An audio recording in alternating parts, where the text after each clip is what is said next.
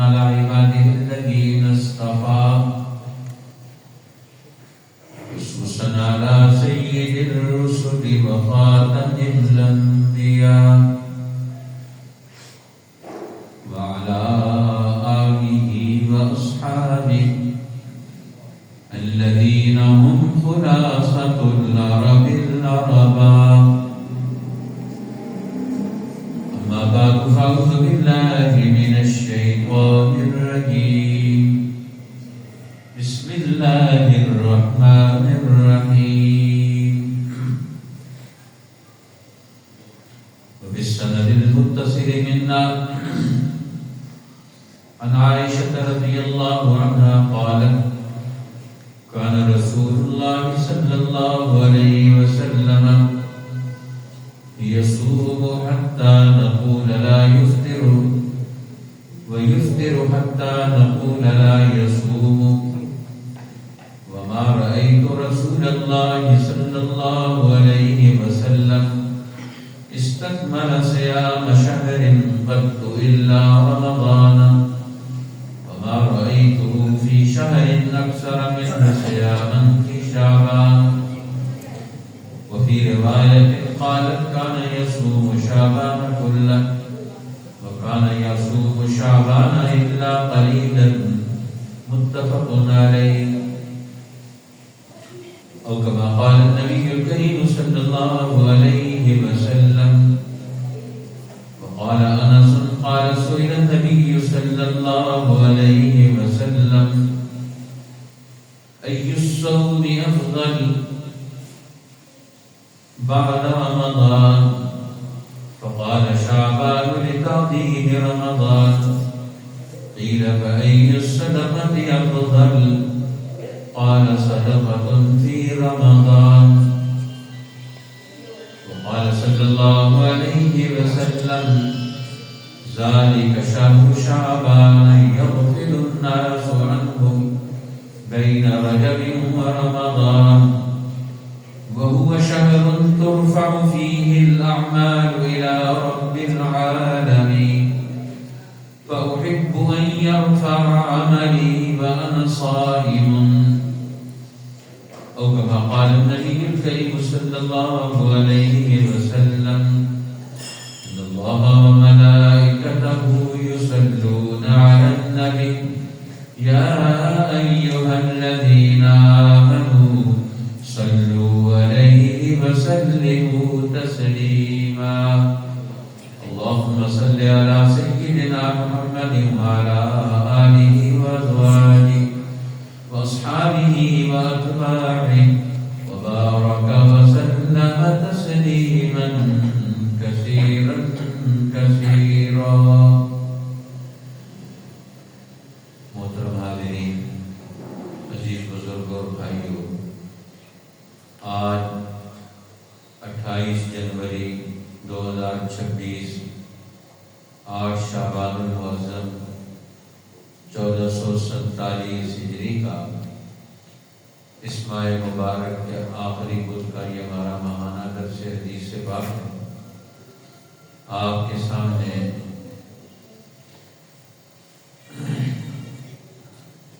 جس طرح دعوت ناموں میں اشتہار میں اعلان کیا گیا تھا، اس ماہ شعبان کی اہمیت اور عظمت اور رمضان المبارک کی آمد سے پہلے اس مہینے میں رمضان شریف کی تیاری کرنا، اس کے بارے میں نبی پاک سرور دو جہاں صلی اللہ علیہ وسلم کے کیا معمولات، کیا ارشادات آپ کے سامنے یہ مشکات المصابیح صفحہ نمبر 178 باب صیام التطوع، اس باب میں نفلی روزوں کا بیان ہے۔ اس کی فصل اول میں سے حضرت عائشہ رضی اللہ تعالی عنہا کی حدیث آپ کے سامنے پڑھی ہے، جس میں وہ نبی پاک صلی اللہ علیہ وسلم کا معمول بیان فرماتی. اس حدیث کا ترجمہ کر لیتے ہیں. کان رسول اللہ صلی اللہ علیہ وسلم یصوم، رسول اللہ صلی اللہ علیہ وسلم اس مہینے میں روزے رکھتے تھے. حتیٰ نقول لا یفطر، اتنے روزے رکھتے ایک سال میں کہ ہم سمجھتے تھے، کہتے تھے ایک دوسرے کو کہ ایک دن بھی اس مہینے کا روزے کے بغیر نہیں چھوڑیں. اور دوسرے سال میں وَيُفْطِرُ، اس ماہ میں بالکل روزہ نہ رکھتے. حتیٰ نقول لا یصوم، ہم سمجھتے کہ شاید اب اس مہینے میں کوئی روزہ نہیں رکھیں گے. وما رأيت رسول الله صلى الله عليه وسلم استقبل بصيام شهر قط إلا رمضان، اور پورا مہینہ اللہ کے رسول صلی اللہ علیہ وسلم نے صرف رمضان المبارک کے روزے رکھے ہیں، باقی کسی مہینے میں پورے مہینے کے روزے نہیں رکھے.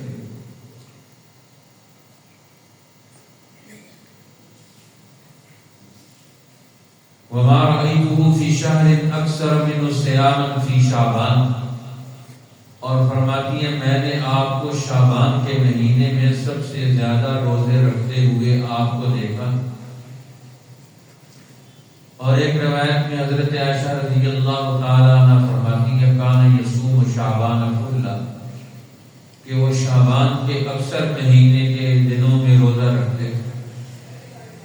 اور یہ مختلف معمولات، کان یصوم شعبان الا قلیلا، وہ شعبان میں کم روزے بھی رکھتے تھے. تو یہ مختلف معمولات، تو نفلی کام جو انسان کی روحانی ترقی کا ذریعہ بنتے ہیں. ایک تو یہ دن کے اعمال، دوسرا اس مہینے کی اس رات میں، ان راتوں میں راتوں کی عبادات ہیں. اور اس مہینے کی 15ویں شعبان کی جو رات ہے لیلۃ النصف من شعبان، اس کے بارے میں بھی الگ روایات میں نبی پاک صلی اللہ علیہ وسلم نے اس کے بارے میں بھی رہنمائی فرمائی. اسی لیے محدثین کے ہاں، علماء کے ہاں اس مہینے اور اس مہینے کے اندر جو اعمال ہیں،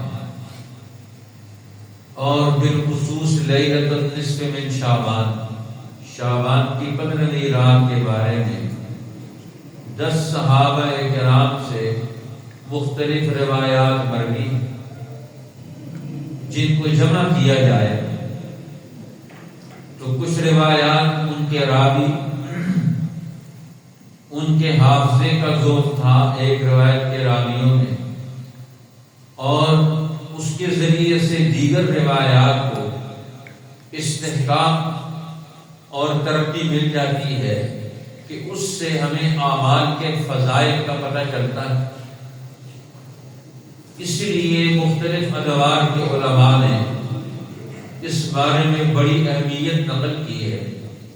بالخصوص اس پچھلے دور میں علماء میں بہت ساری بدعات اور رسم و رواج کے خلاف کام کرنے والی عظیم شخصیت علامہ ابن تیمیہ رحمۃ اللہ تعالی علیہ، وہ بھی اس رات کے بارے میں فرماتے ہیں لیلۃ نصف شعبان روی فی فضلها من الاخبار والآثار ما یقتضی انها مفضلۃ. یہ لیلۃ النصف من شعبان، شعبان کی جو 15ویں رات ہے، اس کی فضیلت کے بارے میں اخبار اور آثار، روایات، صحابہ کرام کے اقوال، تابعین کے اقوال اتنے موجود ہیں، جس کا تقاضا یہ ہے کہ اس رات کی فضیلت کو تسلیم کیا جائے، اس کے اثرات اور برکات کو تسلیم کیا جائے.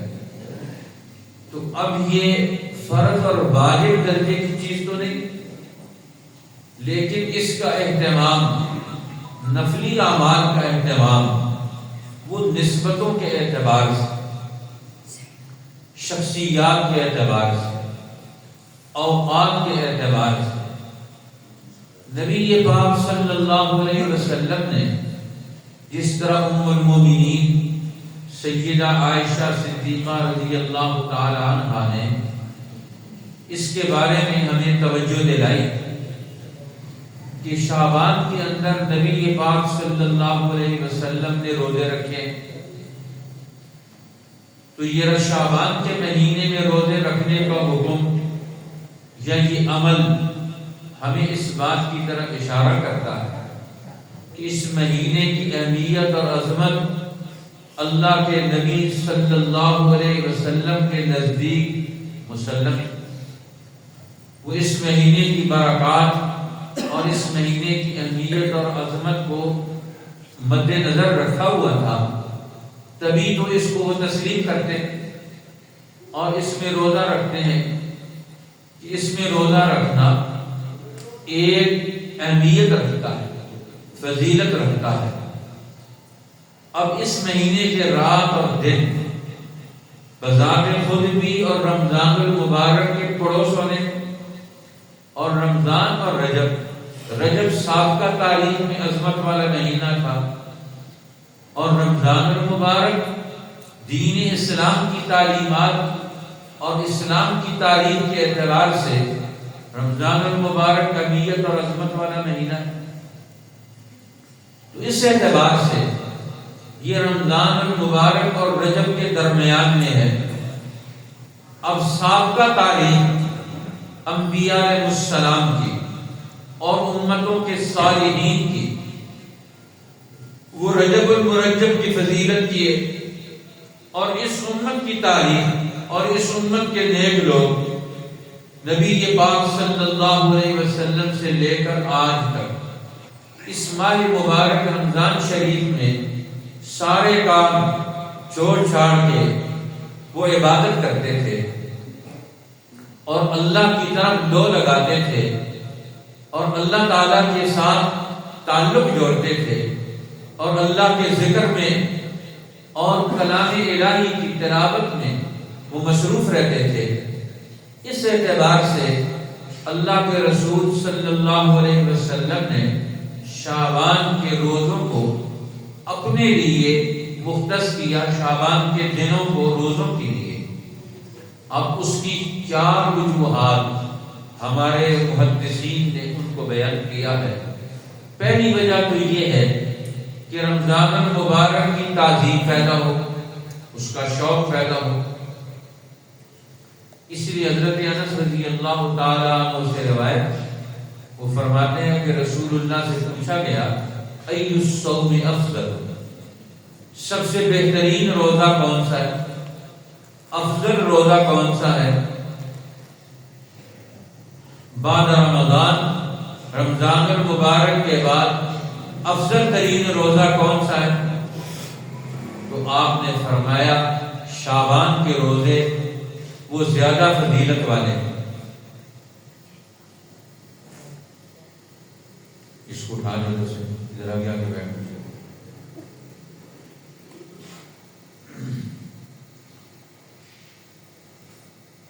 کیوں؟ لتعظیم رمضان، رمضان المبارک کی تعظیم کی وجہ سے، رمضان المبارک کی عظمت کی وجہ سے، یہ اس کا پڑوسی ہے، اس کا ساتھی ہے، اس مہینے کے روزوں کو فضیلت حاصل۔ پھر آپ سے پوچھا گیا کہ افضل ترین صدقہ کب کا ہے؟ تو آپ نے فرمایا صدقۃ فی رمضان، رمضان المبارک میں صدقہ کرنا۔ امام ترمذی نے اپنی کتاب جامع ترمذی میں اس کو نقل کیا۔ اور دوسرا پھر شعبان میں اعمال اس کے کرنے کے لیے رسول اللہ صلی اللہ علیہ وسلم نے نفلی اعمال میں سے اکثر عمل اور روزے کے عمل کو شعبان کے مہینے میں پسند کیا۔ اس کی وجہ کیا ہے؟ خود رسول اللہ صلی اللہ علیہ وسلم کی حدیث حضرت اسامہ ابن زید رضی اللہ تعالیٰ عنہ بیان کرتے ہیں کہ نبی اکرم صلی اللہ علیہ وسلم سے پوچھا گیا کہ آپ شعبان کے مہینے میں روزے کیوں رکھتے ہیں؟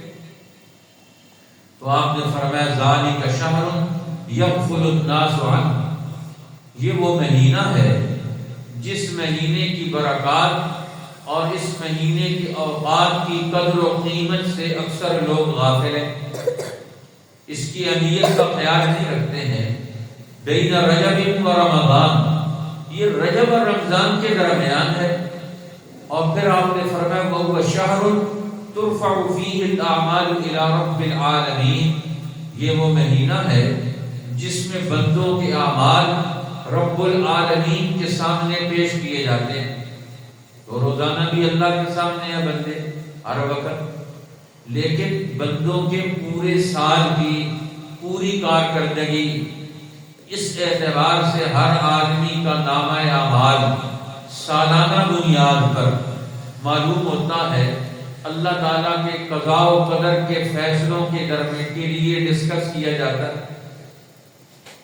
کہ رمضان سے پہلے لوگوں کی درجہ بندی کی جائے کہ رمضان المبارک میں اللہ کے خاص بندے کون سے ہیں، اور اس سے پہلے رمضان المبارک سے پہلے اس مہینے میں لوگوں کی درجہ بندی کی جاتی ہے اللہ کے ہاں، ان کے نیک اعمال کی بنیاد پر ان کا جائزہ لیا جاتا ہے، ان کی صلاحیتوں کا روحانی طور پر ترقی کا قرب الہی کا جائزہ لیا جاتا ہے کہ کن کن لوگوں میں اللہ تعالیٰ کا قرب حاصل کرنے کے لیے کیا شوق موجود ہے۔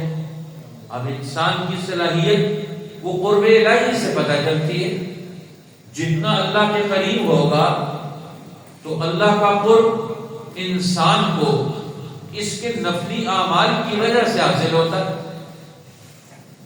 اس لیے فرض اعمال میں تو پوری امت شریک ہے، لیکن جو مخلصین ہیں، صابرین ہیں، نیک لوگ ہیں، انبیاء علیہ السلام ہیں، صحابہ کرام ہیں، اجلہ اولیاء اللہ تابعین ہیں، اہل بیت نظام ہیں، ان کی زندگیوں کا مطالعہ کیا جائے تو ان کے رات اور دن کے اکثر اوقات وہ اللہ تعالیٰ کی رضا حاصل کرنے کے لیے وہ ہر نفلی کام میں اپنا حصہ ڈالتے تھے۔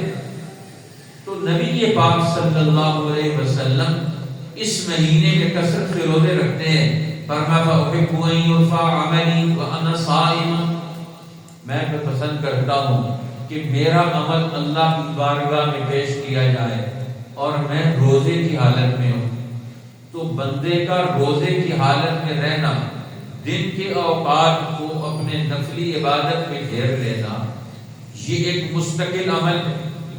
اب روزے کی برکت سے انسان اپنی روحانی زندگی کو ترقی دیتا ہے، بہیمی صفات کو جو شیطان کے غلبے اور کنٹرول کا ذریعہ بنتی ہیں ان سے انسان الگ تھلگ ہوتا ہے۔ اس طرح وضو کرتے ہیں تو پاک ہو جاتے ہیں، صاف ہو جاتے ہیں، تو اس طہارت کی بنیاد پر اللہ کا نور حاصل ہوتا ہے، نورانیت پیدا ہوتی ہے۔ اسی طرح نیک اعمال سے انسان کے اندر نورانیت پیدا ہوتی ہے، برکتیں پیدا ہوتی ہیں۔ تو نبی اکرم صلی اللہ علیہ وسلم حالانکہ بخشے بخشائے ہوئے، لیکن اللہ کے پیغمبر اپنا معمول بناتے ہیں، نفلی کام کثرت سے کرتے ہیں۔ اسی طرح تیسری بات، اس ماہ مبارک میں روزے کیوں رکھتے ہیں؟ حضرت ابو ہریرہ رضی اللہ تعالیٰ عنہ بیان کرتے ہیں کہ ام المومنین سیدہ عائشہ رضی اللہ تعالیٰ عنہ نے حدیث بیان کی۔ اب یہاں سے بھی پتہ چلتا ہے صحابہ کرام ام المومنین حضرت عائشہ رضی اللہ تعالیٰ عنہ سے نبی پاک صلی اللہ علیہ وسلم کے معمولات پوچھا کرتے، آپ کی زندگی کے اعمال کے بارے میں معلومات لیتے تھے۔ اب حضرت عائشہ رضی اللہ تعالی عنہ رسول اللہ کی زندگی کی ترجمان، اللہ کے نبی کی زندگی کو امت کے سامنے پیش کرتی۔ انہوں نے جو دیکھا سنا، اور انہوں نے دیکھا اور سنا کیا ہے؟ ان کی زندگی کے سارے ادوار اپنے والد گرامی سیدنا ابو بکر صدیق رضی اللہ تعالیٰ عنہ کی زندگی میں، آپ کے گھر میں ایمان کی حالت میں انہوں نے پرورش کا دور گزارا، اور پھر جب جوانی میں دہلیز پہ قدم رکھا تو حضور علیہ السلام کے گھر میں داخل ہو گئی، آپ کے حوالہ عقد میں، آپ کے نکاح میں آ گئی۔ تو جتنا قرب دنیا میں انسانوں میں سے کسی انسان کو حاصل ہو سکتا ہے، وہ قرب سب سے زیادہ ازواج مطہرات کا، اور ازواج مطہرات میں سے بھی جن کو سب سے زیادہ قرب تھا نبی پاک صلی اللہ علیہ وسلم سے، وہ ام المومنین حضرت عائشہ رضی اللہ تعالی عنہا ہے۔ آپ صلی اللہ علیہ وسلم نے دیگر ازواج مطہرات کو بھی فرمایا، تم عائشہ کے بارے میں مجھ سے گفتگو مت کیا کرو۔ فرمایا اس لیے کہ اس کو جو علمی طور پر وحی کی برکات، علوم نبوت کا فیضان اور اس کی تاثیرات میں جو عائشہ کا مقام اور مرتبہ ہے وہ کسی اور کا نہیں۔ اور مثال کے طور پر فرمایا کہ میں تم میں سے کسی ایک کے بستر پر ہوتا ہوں، اس کے ساتھ ہوتا ہوں تو کبھی وحی نہیں آتی، لیکن جب میں عائشہ کے ساتھ ہوتا ہوں، ان کی بستر پر ہوتا ہوں تو میری اوپر وحی اترتی۔ تو وحی کے نزول میں اللہ تعالیٰ کے ہاتھ سے فرشتوں کے نزول، جبرائیل امین سید الملائکہ علم الہی لے کر آتے ہیں۔ نبی پاک اس علم الہی کا دنیا میں مرکز ہے۔ یہ ہمارے جتنے علوم ہیں، یہ دین کا مرکز دنیا میں نبی پاک کی ذات گرامی۔ اس لیے دنیا میں انسانوں کو جتنا علم ملا، دین کا تعارف ملا، وہ نبی پاک صلی اللہ علیہ وسلم سے ملا۔ اور نبی پاک صلی اللہ علیہ وسلم سے جو علوم لیے، آپ کی زندگی کو صحابہ کرام نے دیکھا کہ آپ کے لیل و نہار کیا ہیں، رات اور دن کے اعمال کیا ہیں، رات اور دن کی حیثیتیں کیا ہیں، رات اور دن کے اوقات کی قدر و قیمت کیا ہے۔ آج مسلمان کیا وقت کی کوئی قدر و قیمت نہیں، ہمارا کتنا وقت کہاں چلا جاتا ہے، اس وقت کو ہم کیسے استعمال کرتے ہیں، اس وقت سے ہم کیا فائدہ اٹھاتے ہیں، وقت سے فائدہ اٹھاتے ہیں۔ یہ جو زندگی ہے اس کو ہمارے اولیاء اللہ نے بہت خوبصورت انداز سے بیان کیا۔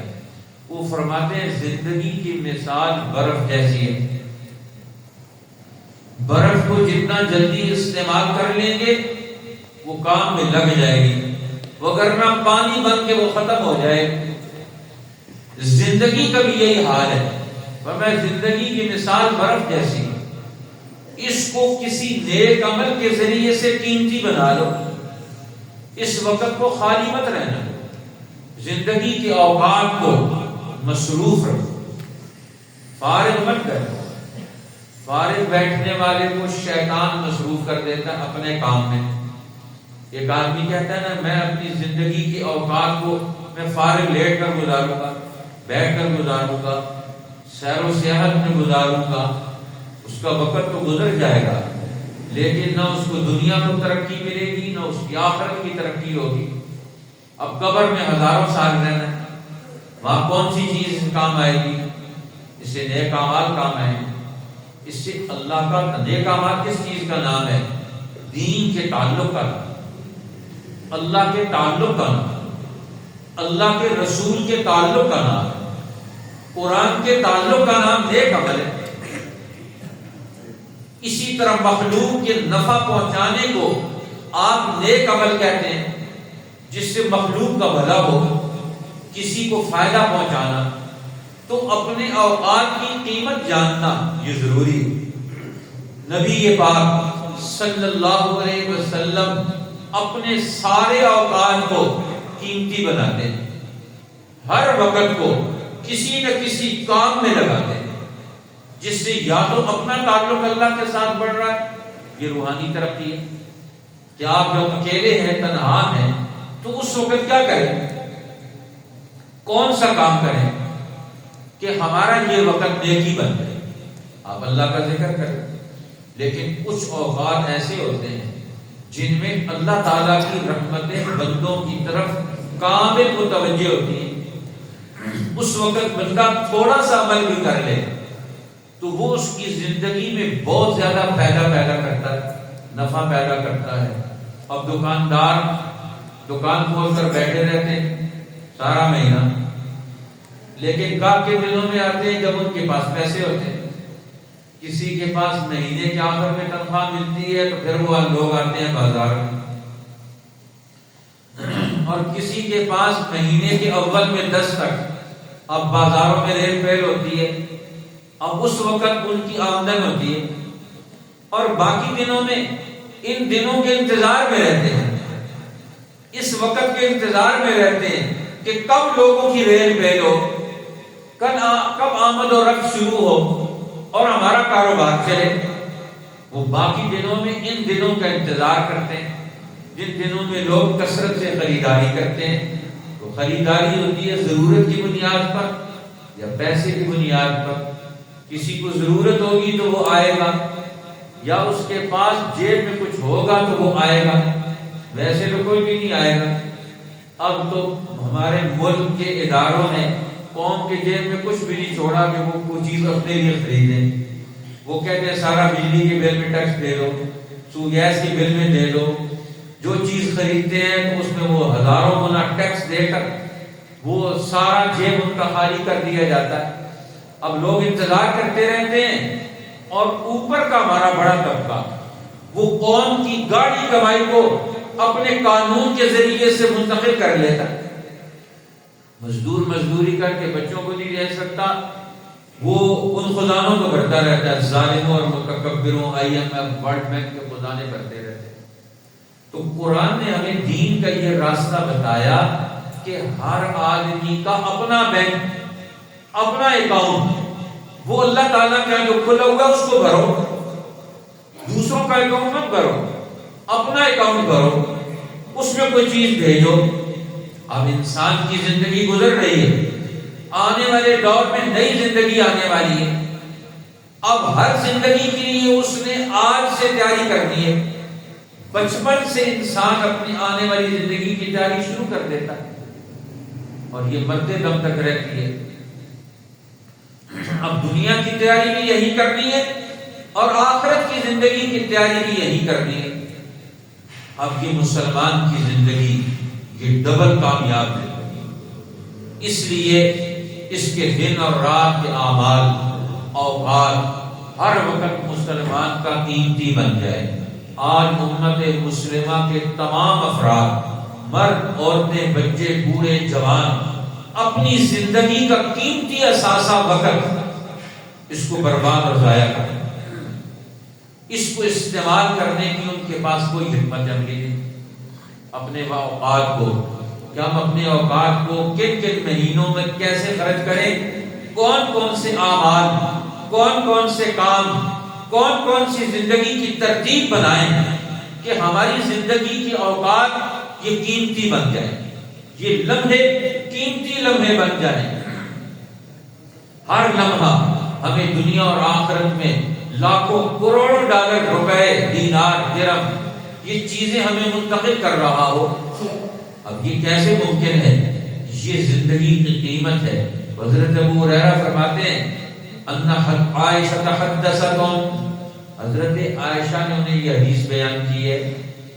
اب ام المومنین نے رسول اللہ کا ایک قیمتی لمحہ دیکھا اور اس کو امت کے اہل علم کے لیے نقل کر دیا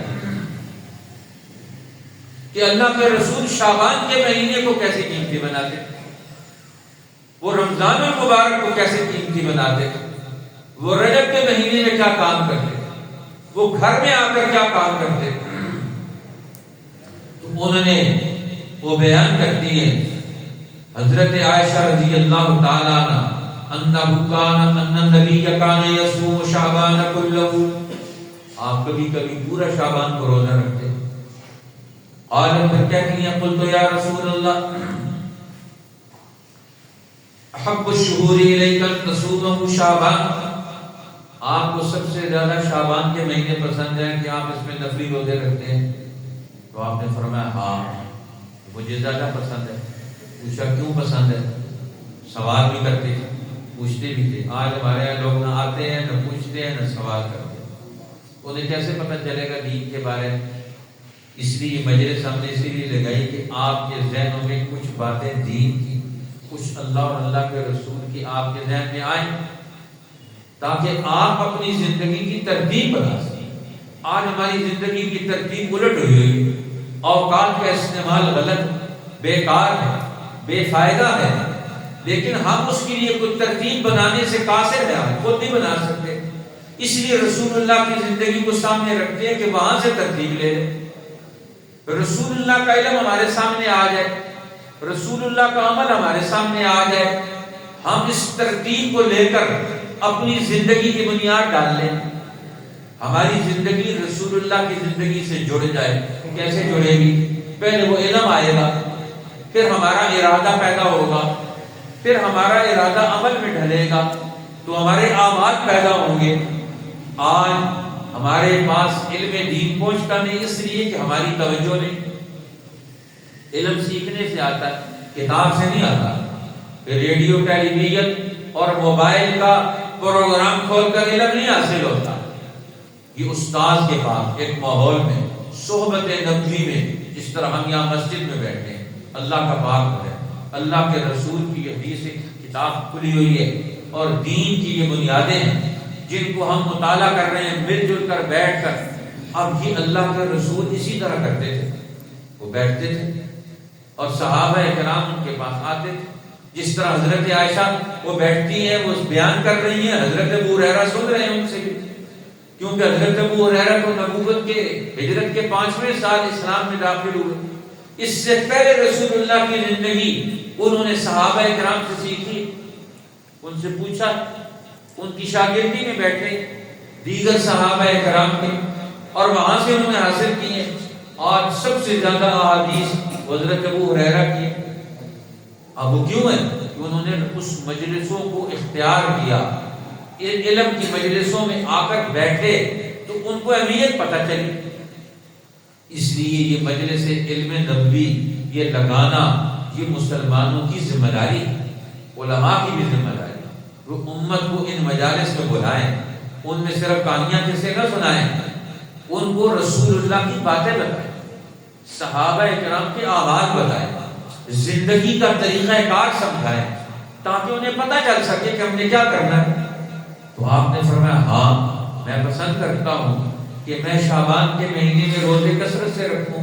اس لیے اس کی وجوہات، تیسری وجہ بیان کی، فرمایا وہ کیا ہے؟ ان اللہ یکتب علی کل نفس میتۃ تلک السنہ، اللہ تعالیٰ نے ہر وہ چیز جس کو دنیا میں پیدا کیا ہے، ہر سال فرشتوں کو مرنے والوں کی لسٹ دی جاتی ہے، تو اس سال دنیا سے جانے والے،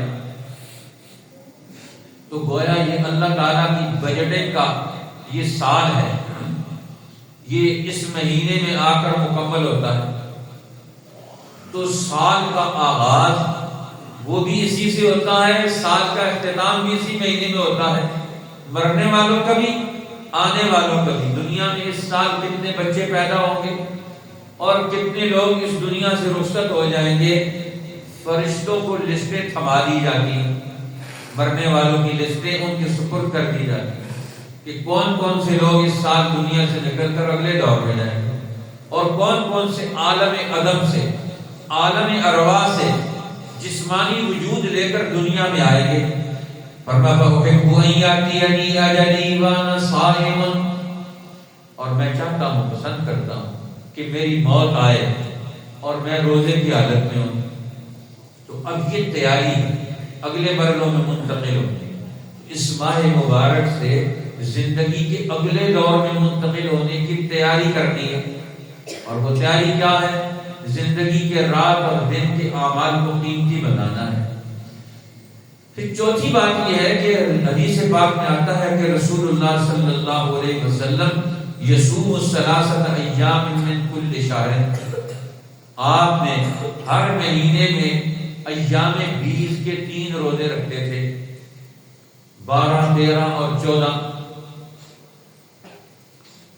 یا 13، 14 اور 15ویں رات کو، 13ویں، 14ویں اور 15ویں رات یہ ایام بیض ہیں جس میں چاند پورے جوبن پر ہوتا ہے، اور سمندر میں اس کی بنیاد پر جو نئی لہریں پیدا ہوتی ہیں، نئی چیزیں پیدا ہوتی ہیں کائنات میں، چاند مکمل ہو رہا ہوتا ہے، سمندری زندگی کے اندر ایک نئے طوفان، نئی چیزیں جنم لے رہی ہوتی ہیں، اور کائنات کا نظام ان 3 راتوں میں چاند کی تکمیل کے مرحلوں میں یہ زندگی نئے مرحلوں میں داخل ہو رہی ہوتی ہے۔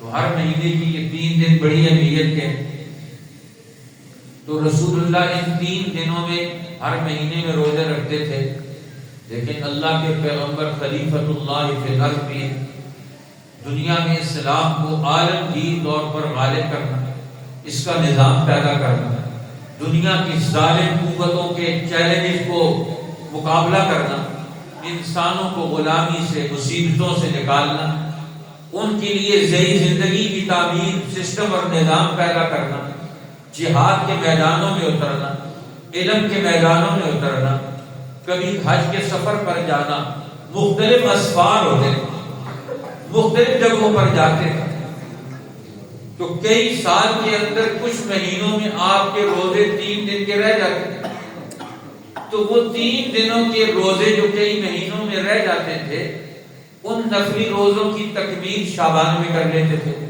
ایک مہینے میں اہتمام ہو گیا، سارے سال کے مہینوں کے نفلی کاموں کا اہتمام سالانہ بنیاد پر آپ ایک دفعہ اپنا منصوبہ بندی تو کر لیں، ہمیں سارے سال میں کون کون سے نیک کام کرنے چاہیے، ہر آدمی کو اس کے بارے میں پتہ ہونا چاہیے، علم ہونا چاہیے، معلومات ہونی چاہیے، سالانہ شیڈول اپنا مرتب کر لے۔ تو رسول اللہ صلی اللہ علیہ وسلم نے امت کو یہ راستہ بتایا، لیکن امت کے عام لوگ تو کمزور ہیں، اس لیے پھر اگلا حکم بھی دیا۔ حضرت ابو ہریرہ بیان فرماتے ہیں کہ رسول اللہ صلی اللہ علیہ وسلم نے فرمایا، اذا بقی نصف من شعبان فلا تصوموا، فرمایا جب شعبان کا دوسرا نصف آ جائے، وہ شروع ہو جائے، تو اس کے بعد روزے مت رکھو۔ اب چونکہ آگے فرض روزے آ رہے ہیں، تو فرض روزے آ رہے ہیں تو فرائض کو پورے اہتمام کے ساتھ، قوت اور طاقت کے ساتھ فرض روزوں میں داخل ہونا یہ زیادہ ضروری ہے۔ اس لیے امت کے عام لوگوں کو منع کر دیا کہ تم شعبان کے دوسرے 15ویں حصے میں، آخری حصے میں تم روزے مت رکھو، اس میں کھاؤ پیو، پانی پیو، دودھ پیو، چیزیں کھاؤ، اور رمضان کی تیاری کرو، اپنے جسم کو تیار کرو رمضان کے لیے۔ اس لیے امت کو دوسرا پروگرام بھی دیا کہ تم اس وقت روزے مت رکھو، لیکن امت کے وہ لوگ جن کے اندر پہلے سے عادت موجود ہے، ان کو کمزوری نہیں ہوتی روزے رکھنے سے، تو فرمایا تمہیں روزے رکھنا چاہیے، تمہیں اس کا اہتمام کرنا چاہیے، لیکن رمضان کی تیاری کرنا، اس مہینے سے ہی روزے رکھ کر بھی اور روزے چھوڑ کر بھی اس کی اہمیت بتا دی۔ اب یہ تیاری کرنا یہ بڑی اہمیت کی بات ہے کہ رمضان المبارک کی آمد کی نیت سے کھانا کھانا بھی ہے، کھانا چھوڑنا بھی ہے۔ اب یہ دونوں تیاریاں اللہ کے پیغمبر کروا رہے ہیں، کچھ روزے رکھ لیں اور آخری دنوں میں روزے چھوڑ دیں تاکہ رمضان شریف کی تیاری صحیح ہو جائے۔ اس لیے ہمیں اس کی طرف توجہ دینا ہے، اور پھر فرمایا رمضان کے فرائض پہ کوتاہی نہ آئے، صحت مند حالت میں رمضان تک پہنچے۔ اس لیے رجب اور شعبان کے مہینے میں ہمیں دعائیں مانگنے کا حکم بھی دیا، تلقین کی، رہنمائی دی۔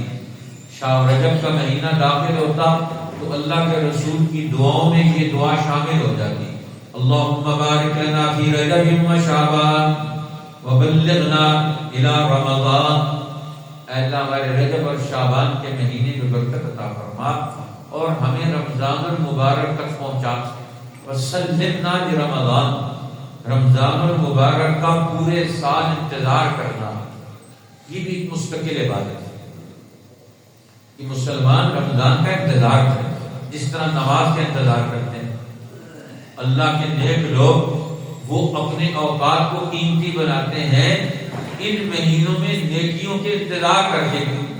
ہمارے بزرگ رمضان کا بھی اہتمام کرتے تھے، کہتے ہیں ہر دور میں اسی طرح رہا۔ ہمارے قریب ترین بزرگوں میں سے حجت الاسلام بانی دارالعلوم دیوبند مولانا قاسم نانوتوی رحمۃ اللہ علیہ، ایک سال وہ حج پر تشریف لے گئے۔ کراچی سے انہوں نے حج کا سفر شروع کیا اور باغبانی جہازوں پر لوگ جاتے تھے، تو شعبان کے مہینے میں سفر شروع ہوا اور راستے میں رمضان آ گیا، اور علماء بھی سفر میں شامل ہیں، اولیاء اللہ بھی سفر میں شامل ہیں، جہاز کے مسلمان بھی سفر میں شامل ہیں۔ اب سب کو پھڑکا لگ گیا کہ رمضان آ گیا اور بڑے بڑے اہل علم تو موجود ہیں، قرآن پاک کا حافظ تو ہے کوئی نہیں ہمارے پاس، تو اب یہ رمضان جو ہم سفر میں جا رہے ہیں، تو یہ سفر میں رمضان ہمارا قرآن کے بغیر کیسے گزرے گا؟ آج تو رمضان کی تاریخ کیا ہوتی ہے؟ کہتے ہیں آلو پیاز ٹماٹر۔ آج امت بیچاری اسی کے چکر میں، جب رمضان آتا ہے تو مسلمان تاجر آلو پیاز ٹماٹر گھی پھل، اب ان پر ضربے لگا کر لوگوں کی ساری توجہ کرکرے کر دیتے ہیں، مزہ خراب کر دیتے ہیں۔ اب پورا پاکستان پریشان ہے، لوگ روزہ رکھنے والے پریشان ہیں اور دوسرے لوگ بھی پریشان ہیں۔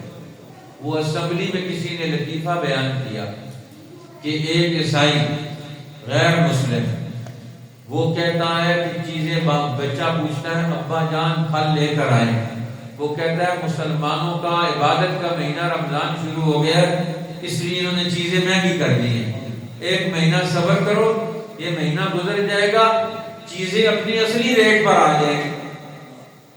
اب مسلمانوں کیا الٹا اہتمام ہو گیا، پاکستان اسلام کا کیا ہے، سارے 95-99% یہاں مسلمان ہیں، لیکن ہمارا تربیتی نظام الٹ ہو۔ آج بگڑے ہوئے مسلمان جن کا اللہ سے، اللہ کے رسول سے اور قرآن سے تعلق ان کا توڑ دیا، اوپر نظام غلط، حکمران ان کے ذہنوں میں، دل و دماغ میں قرآن حکیم اور دین کی اہمیت اور عظمت نے۔ حضرت عمر رضی اللہ تعالیٰ کو اپنے زمانے خلافت میں رمضان کی آمد سے پہلے لوگوں کو اسپیشل وظائف جاری کرتے، لوگوں کا خصوصی اہتمام کرواتے۔ حضرت عثمان ابن عفان رضی اللہ تعالیٰ عنہ رمضان المبارک کی آمد کے ساتھ پورے ملک کی مسجدوں میں دسترخوان بچھوا دیتے تاکہ مسجد میں آنے والے لوگ عبادت میں ایسے مصروف ہو جائیں کہ ان کو کسی اور چیز کی پرواہ نہ ہو۔ اب یہ امت کے مسلمان حکمران، رسول اللہ کے خلفاء، قرآن پاک کے علماء، حدیث پاک کے محدث، دور حاضر کے اپنے مسائل کے فقیہ تھے اور اپنے دور کے مدبر حکمران تھے۔ امت کے معاملات کو، اجتماعی زندگی کو وہ پروان چڑھاتے ہیں، تکمیل کرتے ہیں۔ یہ نیکی کی راہ میں امت آگے بڑھے۔ آج ہم نے امت کو نیکی کی راہ میں، قومی اجتماعی زندگی کی ترقی میں کیسے آگے بڑھانا ہے؟ اب جب یہ نیکی کریں گے تو ان کا ذہن نیک بنے گا، ان کے گھروں میں نیکی پیدا ہوگی، ان کے بازار میں نیکی کا اثر جائے گا۔ تو اب یہ اس ماہ مبارک میں نیکی کرانے سے ذہن بدلتا۔ تو شب برات، لیلۃ النصف من شعبان، فرمایا اس سے انسانوں کو تربیت دینا مقصد ہے۔ تو رات کی زندگی یہ مسلمانوں کی خصوصی تربیت کی زندگی ہے، اللہ سے تعلق کی زندگی ہے، قرآن سے تعلق کی زندگی ہے، ذکر اللہ سے تعلق کی زندگی ہے، اپنے قلب، دل و دماغ کو اللہ کی محبت سے سرشار کرنے کی زندگی ہے کہ ہمارے دل و دماغ میں اللہ کی محبت پیدا ہو۔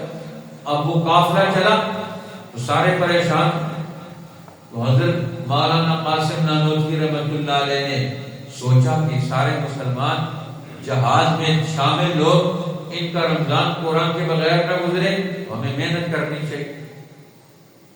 محنت کر کے شوق ہو اور محنت ہو اور توجہ ہو تو انسان سارے کام کر سکتا ہے۔ تو حضرت نے تہیہ کر لیا کہ روزانہ ایک پارہ سوا پارہ قرآن پاک کا یاد کر کے سناؤں گا۔ حافظ نہیں تھے اور اسی سفر میں انہوں نے 1 مہینے کے اندر قرآن یاد کر لیا۔ دن کو یاد کرتے تھے اور رات کو سناتے تھے۔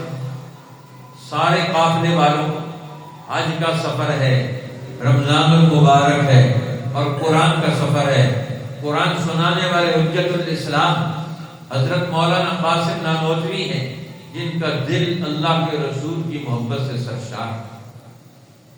جب قافلہ مدینہ طیبہ کی طرف پہنچا تو دور سے جب مسجد نبوی کے مینار نظر آئے تو انہوں نے جوتے اتار کر پیدل چلنا شروع ہو گئے، حضرت نانوتوی رحمۃ اللہ۔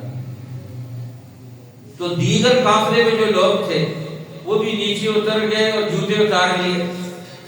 تو مولانا یعقوب نانوتوی رحمۃ اللہ علیہ، جو ان کے استاد زادے، دارالعلوم دیوبند کے صدر مدرس، مولانا مملوک علی کے شاگرد اور بیٹے، سر سید احمد خان، مولانا قاسم نانوتوی، مولانا رشید احمد گنگوئی، مولانا یعقوب نانوتوی، یہ ایک استاد کے شاگرد۔ تو مولانا یعقوب نانوتوی نے فرمایا لوگوں کو، یہ تو صاحب حال ہیں، ان پر رسول اللہ کی محبت اور شوق اور عظمت اتنی غالب ہے، ان کو پتہ نہیں چلتا تمہارے شوق اور حال نہیں ہے اتنا، اس لیے سوار ہو جاؤ، تم اپنے پاؤں زخمی مت کرو، ان کو تو پتہ ہی نہیں۔ اور اسی طرح ننگے پاؤں وہ سنگلاخ زمینوں پر چل کر جہاں سے مسجد نبوی کے مینار نظر آئے وہاں سے سواری سے اتر گئے اور پیدل سفر شروع کر دیا۔ اللہ کے رسول کی عظمت اور محبت ان کے دل و دماغ میں کتنی حاوی ہے کہ وہ ان کے مشن اور ان کے پروگرام کو زندہ رکھا، اور ان کے ذریعے سے ہندوستان میں نہیں آج پوری دنیا میں حدیث رسول اللہ کا علم پھیل گیا، کیونکہ ان کو شوق تھا، ذوق تھا قرآن کا، دین کا، رسول اللہ کی محبت کا۔ انگریزوں سے جنگ لڑ رہے ہیں، میدانوں میں اترے ہوئے، مقابلے میں کھڑے، اور 1857 کی جنگ آزادی میں جو تھانہ بھون کے قریب جنگ لڑی گئی، اس جنگ میں آنکھ میں تیر لگا اور آنکھ باہر آ گئی۔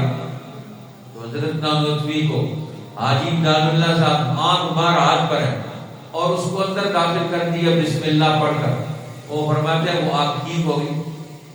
اسی لیے انبیاء کے معجزات بھی برحق، اولیاء اللہ کی کرامات بھی برحق، جس سے انسانی زندگی کو روحانی طور پر نئے دور میں داخل کیا جاتا ہے۔ بہرحال اللہ کے رسول صلی اللہ علیہ وسلم شعبان کی 15ویں رات میں وہ بھی عبادت میں مصروف رہتے، اللہ کی طرف توجہ میں رہتے۔ ام المومنین بیان کرتی ہیں کہ رسول اللہ صلی اللہ علیہ وسلم ایک رات میں اپنے بستر پر موجود تھے۔ جب موجود نہیں تھے تو مجھے شک گزرا کہ باری میری ہے، رات میری ہے، اور اللہ کے پیغمبر میرے گھر کو، میرے بستر کو مجھے چھوڑ کر کہاں چلے گئے؟ میں بھی اٹھ کر آپ کو تلاش کرتے کرتے کہاں موجود ہے، مسجد میں کہاں، پیچھے پیچھے۔ تو کہتی ہے فخرجت فاذا هو بالبقیع، میں نے دیکھا کہ اللہ کے پیغمبر بقیع میں، جو قبرستان ہے مدینہ کا، مسجد نبوی کے قریب، مدینہ کا پرانا قبرستان، بقیع کا قبرستان۔ یہ بقیع غرقد والے وہ بھی بڑے قیمتی لوگ ہیں۔ حدیث میں آتا ہے رسول اللہ نے فرمایا جب قیامت قائم ہوگی، سور پھونکا جائے گا تو سب سے پہلے انا اول من ينشق عنه القبر، سب سے پہلے میں اپنی قبر سے اٹھوں، اور میرے دائیں بائیں ابو بکر اور عمر ہوں گے۔ ان کے کندھوں پر ایک دفعہ ہاتھ رکھ کر آپ نے فرمایا هكذا نبعث يوم القيامة، قیامت کے دن ہم اسی طرح اٹھیں گے اللہ کی عدالت۔ اور فرماتے ہیں کہ پھر آپ کے ساتھ سب سے پہلے بقیع والے لوگ یہاں جو مدفون ہیں وہ لوگ اٹھیں گے، اور اللہ کے رسول کا قافلہ بنتا چلا جائے گا، اور یہ اٹھ کر ساری دنیا کے قافلے اس بڑے قافلے میں آ کر شامل ہوتے جائیں گے، اور یہ سب دوڑ رہے ہوں گے اللہ کی طرف۔ اب یہ اللہ کی طرف دوڑ ہے، تو یہ نیک اعمال بھی کیا ہے؟ یہ اللہ کی طرف دوڑ ہے۔ آج عادت بنا لیں اللہ کی طرف دوڑ لگانے کی. ہماری دوڑ دوسری طرف، شیطانوں کی طرف. وہاں سے کیا لیتے ہیں؟ دوڑ اللہ کی طرف. مسجد سے آواز آئے، کسی علم کے درس اور ماحول سے آواز آئے تو ہمیں اس آواز کو قبول کرنا چاہیے. ماشاءاللہ ہمارے یہ دوست احباب یہ درس حدیث کی آواز لگاتے رہتے ہیں، سب لوگوں تک پہنچاتے ہیں، دعوت نامے پہنچاتے ہیں، مل کر آتے ہیں، جی آن ایئر کرتے ہیں دعوت نامے تاکہ سب کو پتہ چل جائے. یہ تو کرتے ہیں. اب آپ سب لوگ بھی اس کا اہتمام کریں. ہر آدمی جب آپ کو پتہ چلے ہر مہینے میں 5 آدمیوں کو آپ روزانہ بتائیں کہ ہماری مسجد میں ہر مہینے کا آخری بدھ حدیث پاک کا درس ہوتا ہے. اس درس حدیث پاک کا تعارف کروا دیں ہر جگہ تاکہ ہر آدمی اس کو پتہ چل جائے آخری بدھ آ رہا ہے. جو جی نیت کر گئے سب نے 5 آدمیوں کو پورا مہینہ دعوت. اس سے آپ کو یاد رہے گا اور آپ کو حدیث رسول اللہ صلی اللہ علیہ وسلم کا نام لینے کا اجر بھی ملتا رہے گا. جب آپ ملیں ان کو فون کریں بھائی آخری کو یاد رکھنا ہے، مسجد خلفائے راشدین میں حدیث پاک کا درس ہوگا، رسول اللہ کی باتیں بتائی جائیں گی، آپ نے اور ہم نے اس پہ شرکت کرنی ہے. 5 آدمیوں کو دعوت دیتے رہے تو یہ ایک بات ان کے ذہن میں بیٹھ جائے گی، ہر آدمی کے ذہن میں کہ ہم نے حدیث پاک کے درس میں آنا ہے. تو اب اللہ کے پیغمبر کو بقیع میں پا لیا تو آپ نے آج محسوس کی. فرمایا عائشہ تو میرے پیچھے آ گئے، کہنے لگی ہاں یا رسول اللہ. تو آپ نے فرمایا عورتن اکنت تخافین ان یحیف اللہ علیک ورسولہ، کیا تجھے ڈر لگا ہے اللہ اور اس کا رسول تیری باری میں کمی کر دیں، ہمارا حق بھی رہ جائے گا؟ ان کا یا رسول اللہ ایسی بات تو نہیں، انی ظننت انک اتیت بعض النساء، میں نے سمجھا کہ آپ کسی اور زوجہ مطہرہ کے یہاں تشریف لے گئے، مجھے تو پتہ نہیں کہ آپ اللہ کی طرف تشریف لائے، اللہ کی یاد میں آ گئے اور بقیع والوں کے لیے جا کر دعائیں مغفرت کر رہے ہیں. جب اللہ کی رحمت دنیا میں آ رہی ہے متوجہ ہے تو اللہ کے رسول اپنے بستر سے اٹھے اور بقیع میں پہنچ کر اپنے ان دوستوں کی یاد میں لگ گئے جو آپ کے لیے قربانیاں دے کر، گھر چھوڑ کر، وطن چھوڑ کر، ہجرت کر کے اس دین کو سینے سے جنہوں نے لگائے رکھا. اللہ کے پیغمبر ان کی یاد میں وہاں چلے گئے کہ آج میں ان کی قبروں میں اللہ کا نور بھر جائے، میں ان کے لیے قبرستان میں جا کر دعا. اب ہمارے یہاں مسلمانوں کا ذہن وہ کمزور ہو گیا تو اب ہم نیک اعمال کو بھی ہم بدعات اور رسم و رواج اور شیطان کے طریقے پر کرتے ہیں اور دین کی روح سے محروم ہو جاتے ہیں. اب اللہ کے رسول اعلان کر کے بھی نہیں گئے قبرستان، کسی کو بتا کر بھی نہیں گئے. اب سارے کے سارے قافلے اس رات میں قبرستان میں پہنچے ہوئے اکٹھے ہو گئے. وہ تو سارا ٹائم گپ شپ میں گزار دیتے ہیں، جاگتے بھی ہیں رات کو اور ٹائم غفلت میں گزارتے ہیں. یہ بڑی تباہی ہے.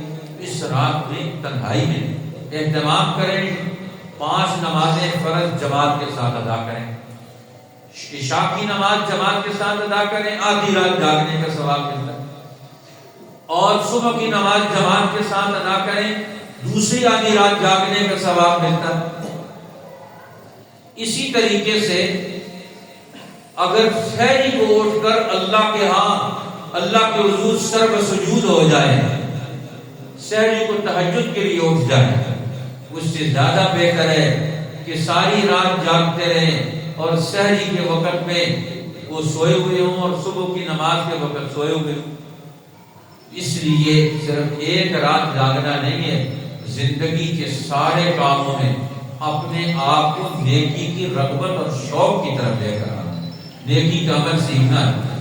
اس لیے فرمایا نبی پاک صلی اللہ علیہ وسلم نے کہ پھر اللہ فرماتے ہیں ان اللہ لینزل لیلۃ النصف من شعبان الی السماء الدنیا، اللہ اس رات میں دنیا کے آسمان پر اپنی رحمتوں کو اتار دیتا ہے. فیغفر لاکثر من عدد شاة غنم کلب، یہ بنو کلب کی بکریوں کے بالوں سے زیادہ اپنے بندوں کی مغفرت اور بخشش کا اعلان کرتا ہے. اللہ تعالیٰ کو پیار ہے کہ یہ بندے توبہ کر کے غلط زندگی سے نکلے، سود، حرام خوری، رزق حرام، ایک دوسرے کو نقصان پہنچا کر قطع رحمی کر کے، بغاوت کر کے، ظلم کر کے، مہنگائی کر کے، قتل کر کے، دہشت گردی پھیلا کر، ظلم قائم کر کے یہ تباہیاں بربادیاں کر رہے ہیں، اس سے توبہ کریں۔ تو زندگی کے غلط دور سے توبہ کرنا اور اللہ کی طرف رجوع کرنا، یہی تو اس رات کی تاثیرات۔ اللہ تعالیٰ تو بندوں کو معاف کرنے کے لیے تیار ہے، بندہ بھی معافی مانگنے کے لیے تیار ہے کہ نہیں؟ تو حقیقت میں اس رات میں، شعبان میں اور رجب میں اللہ تعالیٰ سے معافی مانگنی ہے، اپنی غلطیاں کی، گناہ کیے سارے ساتھ، اپنی ذات کو، اپنے گھر کو، اپنے خاندان کو، اپنے ملک اور وطن کو، انسانیت کو جو اپنے قتل کیے۔ آج دنیا میں کتنے لوگ قتل ہو رہے ہیں؟ آج امریکہ اور یورپ کی قوموں نے دنیا کی قوموں پر قتل عام مسلط کر دی۔ عراق میں لاکھوں لوگ قتل ہوئے، شام میں لاکھوں لوگ قتل ہوئے، لیبیا میں امریکہ اور یورپ کی قوموں نے مل کر، عرب مسلمان ملکوں نے مل کر لاکھوں لوگوں کو قتل کیا۔ آپ دیکھیں یہ پورے 4 5 سال 10 سال کا عرصہ ہے یہ مسلمانوں کے قتل عام پر۔ اس سے پہلے افغانستان، فلسطین، کشمیر ہے جہاں قتل و غارت گری کے بازار پر لوگوں کو اپنے گھر بار چھوڑنے پر مجبور کیا جاتا۔ دہشت گردی کا ایسا افریق وہ آج مسلمان امت پر مسلط ہے شیطانوں کی سازش سے، کہ آج پوری دنیا کے مسلمان وہ جان، مال، عزت، آبرو کے اعتبار سے سب سے زیادہ مصیبت میں مبتلا۔ اس لیے نبی پاک صلی اللہ علیہ وسلم نے ایک حدیث میں فرمایا، ما من ذنب اجدر ان يعجل الله لصاحبه العقوبة في الدنيا ما يدخر له في الآخرة من البغي وقطيعة الرحم۔ فرمایا اللہ تعالیٰ کو سب سے زیادہ غصہ بندوں کے گناہوں میں سے سب سے بڑے گناہ وہ ہیں، اللہ تعالیٰ اس کی سزا جلدی دنیا میں اتارتا ہے اور آخرت میں اس کی سزا ملے گی۔ فرمایا یہ 2 بڑے گناہ ہیں جن کی سزا دنیا میں بھی ملتی ہے اور آخرت میں بھی ملے گی۔ اور وہ کون سے 2 بڑے گناہ ہیں؟ من البغی، دنیا میں بغاوت پیدا کرنا، اللہ کے نظام کو توڑنا، اللہ کے قانون کو دنیا میں توڑنا۔ آج پوری دنیا 1924 میں خلافت عثمانیہ کا نظام انگریزوں نے توڑا، اس کے بعد سے آج پوری دنیا میں اسلام وہ مغلوب ہو گیا، اس کا سسٹم ٹوٹ گیا۔ آج بغاوت ہی بغاوت ہے، پوری دنیا کی مسلمان قومیں اور غیر مسلم قومیں مل کر اللہ کے باغی بنے، اس کا نظام قائم کرنے کے لیے تیار ہیں۔ یہ بغاوت کے دور سے گزرا، پھر اپنے اپنے ملکوں میں نئی بغاوتیں پیدا کر کے، دہشت گردی پیدا کر کے امن ختم کرنا، قتل و غارت گری پیدا کرنا، کاروبار زندگی، امن، خوشحالی اور تجارت کو برباد کرنا، یہ بھی ایک بغاوت۔ نظام کو توڑنا، ڈسپلن کو توڑنا، قانون کو توڑنا، اب یہ قومی اور اجتماعی زندگی کو برباد کرنا، یہ ایسا بڑا گناہ ہے اللہ اس کی سزا دنیا میں دیتا ہے۔ یعجل اللہ لصاحبہ العقوبۃ فی الدنیا، دنیا میں اللہ اس کی سزا جلدی اتار دیتا ہے۔ مع ما یدخر له فی الآخرہ، آخرت میں یہ سزا ذخیرہ کر کے بھی رکھتا ہے۔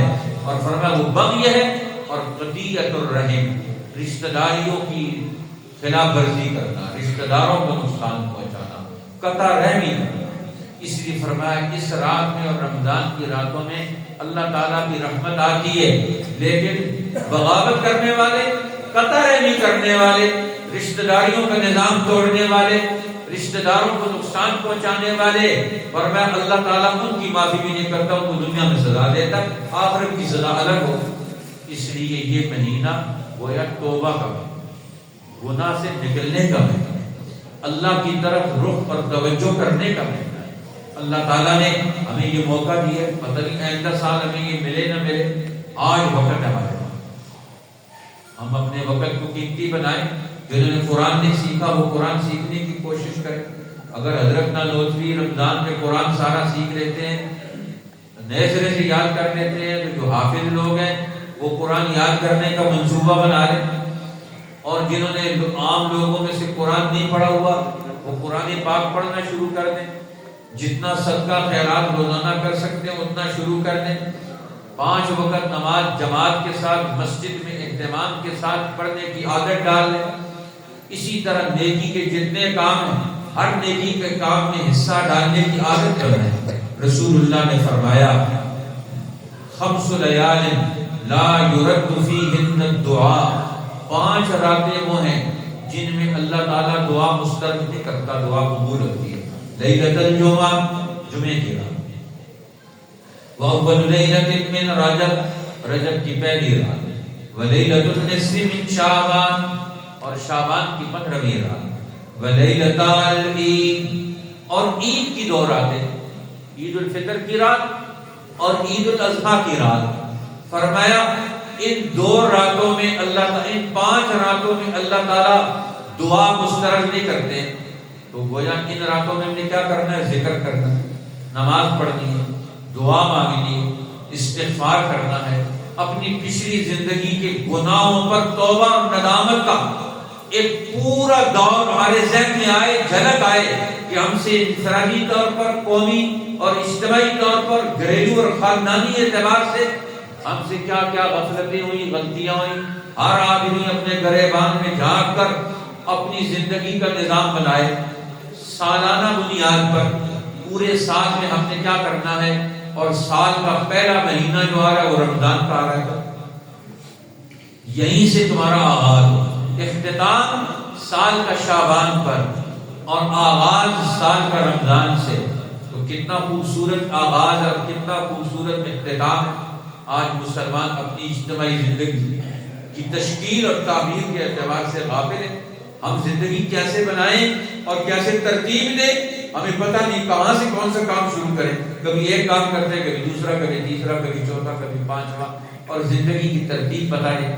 اس لیے اللہ والوں کے پاس آ کر، مسجد میں آ کر، رسول اللہ کے علم کو سکھانے والے علماء ربانیین کی مجلس میں آ کر ہم اپنی زندگی کی ترتیب سیکھیں، سوالات کریں، رسول اللہ کی زندگی کی قریب کریں، تحقیق کریں، تاکہ ہمیں پتہ چلے کہ ہمیں ذاتی طور پر کیا کام کرنے چاہیے، گھر اور خاندان میں کن کاموں کو کرنا چاہیے، اور ملکی اور قومی سطح پر، شہری سطح پر ہماری ذمہ داریاں کیا بنتی ہیں، ہمیں کون کون سی غلطیاں، غفلت ہوئی ہم سے، اللہ تعالیٰ اس غفلت کو معاف کر دے۔ تو اللہ سے معافی مانگ کر سال کا اختتام خوبصورت بنائے، توبہ سے، ذکر اللہ سے، تلاوت قرآن پاک سے، نفلوں کے پڑھنے سے، اللہ کا قرب حاصل کرنے سے ہم اپنی زندگی کو خوبصورت بنا لیں۔ اس لیے مغرب سے لے کر سحری تک یہ رات اور دن اللہ تعالیٰ بندوں کی طرف متوجہ رہتے ہیں، اور ہمیں بھی تو اللہ کی طرف متوجہ ہونا چاہیے۔ اب اللہ کی طرف متوجہ ہونے کا مطلب کیا ہے؟ قرآن کی طرف، دین کی طرف، رسول اللہ کے فرمان کی طرف، علوم دین کی طرف ہم متوجہ۔ اب یہ علم اور شعور حاصل کریں، اب یہ اللہ کی طرف توجہ ہے ہماری کہ ہمیں قرآن حکیم کی بنیادی چیزیں سمجھ آنی چاہیے، اپنی زندگی کا شیڈول بنائیں۔ اللہ تعالیٰ ہماری مصروفیات کو قیمتی ہمیں بنانے کی توفیق عطا فرمائے، اپنے وقت کو قیمتی بنانے کی توفیق عطا فرمائے۔ ہمارا جو پورا دور غفلت کا گزرا اس کو ختم کریں۔ الحمدللہ یہاں اساتذہ پڑھاتے ہیں، قرآن پاک کا ترجمہ، حفاظ کرام ہے وہ بھی آئیں، یہاں قاری صاحب بیٹھے ہوتے ہیں، آپ ان کو منظر سنائیں، خود اپنا ماحول بنائیں اس پورے مہینے کے بقیہ دنوں میں، تاکہ رمضان شریف سے پہلے پوری تیاری ہو جائے۔ اللہ تعالیٰ پوری امت کے ہر فرد کو توبہ کی زندگی نصیب فرمائے، ایمان کی زندگی عطا فرمائے، اعمال صالحہ کی زندگی عطا فرمائے، اخلاق کی زندگی عطا فرمائے، اپنے ملکوں 55 اسلامی ملکوں کو ترقی دینے، کامیاب بنانے، یہاں سے غربت، قتل و غارت گری، دہشت گردی، جہالت، ہر قسم کی آفتیں اور عذاب ختم کرنے کی اہلیت اور صلاحیت نصیب فرمائے۔ اللہ سے دعائیں مانگیں ان راتوں میں، دنوں میں، کہ مسلمانوں کی زندگی کا اور 55 اسلامی ملکوں کا ایک نیا دور پیدا ہو، یہ پوری دنیا کے قائد بن جائیں، لیڈر بن جائیں، رہنما بن جائیں۔ آج دنیا والوں کے پیچھے چل رہے ہیں، پھر دنیا والے کے پیچھے چلیں، ان سے رہنمائی لیں، تو ہم نے کیسی دنیا خوبصورت بنائی۔ اللہ تعالیٰ ہمیں کو اہلیت اور توفیق عطا فرمائے۔ وآخر دعوانا ان الحمد للہ رب العالمین۔